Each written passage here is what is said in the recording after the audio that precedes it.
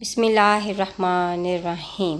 حضرت سلیمان علیہ السلام اپنے لشکر کے ساتھ ہوا کے دوش پر پرواز کر رہے تھے۔ آپ نے ایک وادی میں اترنے کا فیصلہ کیا جو کہ چیونٹیوں کی جگہ تھی۔ ہوا نے آہستہ آہستہ آپ کو اس وادی پر اتارنا شروع کیا۔ ایک چیونٹی جو چیونٹیوں کی سردار تھی کہنے لگی، اے چیونٹیوں، اپنی اپنی بلوں میں چلی جاؤ، حضرت سلیمان کا لشکر ہماری زمین پر اتر رہا ہے۔ ایسا نہ ہو کہ تم کہیں پاؤں تلے روندا جاؤ اور حضرت سلیمان کو خبر بھی نہ ہو۔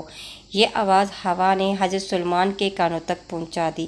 حضرت سلیمان نے چیونٹیوں کی ملکہ کو طلب فرمایا اور اپنے ہاتھ پر جگہ دی اور فرمایا، کیا تیرے نزدیک سلیمان ظالم ہے؟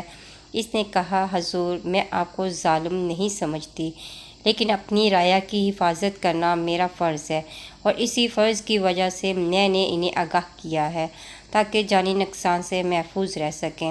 حضرت سلیمان نے فرمایا، کیا تو اپنی رعایا پر اس شفقت کو ایسے ہی روا رکھتی ہو؟ اس نے کہا، خدا نے مجھے ان کی سرداری عطا کی ہے، ان پر شفقت مجھ پر واجب ہے۔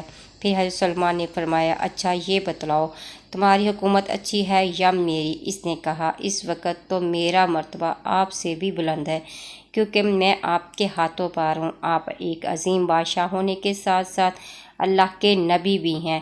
یہ بات سن کر حضرت سلیمان کی آنکھوں میں آنسو آ گئے۔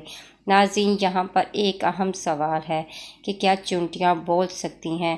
تو اس کا جواب یہ ہے، جب خدا حضرت موسیٰ علیہ السلام کے لیے درخت سے آواز پیدا کر سکتا ہے تو چیونٹی تو جاندار ہے، اور جاندار شے سے آواز پیدا کرنا کوئی دشوار امر نہیں، وہ بھی خدائے واحد کے لیے، اپنے پیغمبر کے لیے۔ قرآن مجید میں یہ بات صراحت سے ملتی ہے کہ اللہ تعالیٰ نے 4 اشخاص کو پوری دنیا کی سلطنت عطا کی۔ ان میں ایک نمرود اور دوسرا بخت نصر ہے جو کافر تھے، اور 2 مومن، ایک حضرت سلیمان علیہ السلام اور دوسرا سکندر جو ذوالقرنین کے نام سے مشہور ہیں، کو عطا کی۔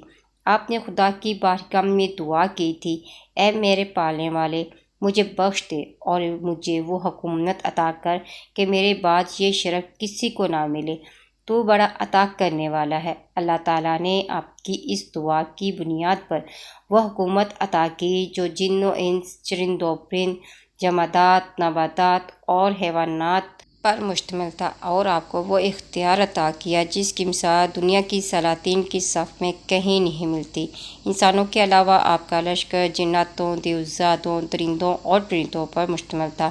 200 مربع میل کے طویل و عریض رقبے پر پھیلا ہوا تھا، جس کی ترتیب اس طرح ہوئی تھی: 50 مربع میل انسانوں کی فوج رہتی تھی، 50 مربع میل پر جنوں اور دیوزادوں کا لشکر ہوا کرتا تھا، 50 مربع میل پر پرندوں کا مسکن تھا، اور 50 مربع میل پر پرندوں کا جھمگٹا رہتا تھا۔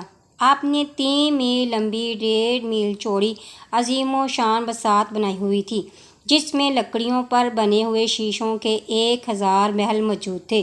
سونے، چاندی، ہیرے جواہرات سے مرصع ایک عظیم و شان تخت موجود تھا، جس پر یاقوت کا ایک منبر بنا ہوا تھا، اور اس کے ارد گرد سونا چاندی کی بنی ہوئی 3000 کرسیاں تھیں، جن پر آپ کے وزراء جلوہ افروز ہوتے تھے۔ ان کے ارد گرد جناتوں اور دیوزادوں کی قطاریں لگی ہوتی تھیں۔ پرندے اپنے پروں سے پوری بساط پر سایہ کیے رہتے تھے۔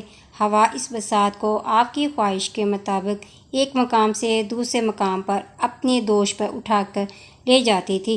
اس بساط کو بساط سلیمانی کہا جاتا ہے۔ ناظرین، مزید اسلامی ویڈیوز کے لیے میرے چینل کو لائک اور سبسکرائب کریں۔ ملتے ہیں نیکسٹ ویڈیو میں۔ فی امان اللہ۔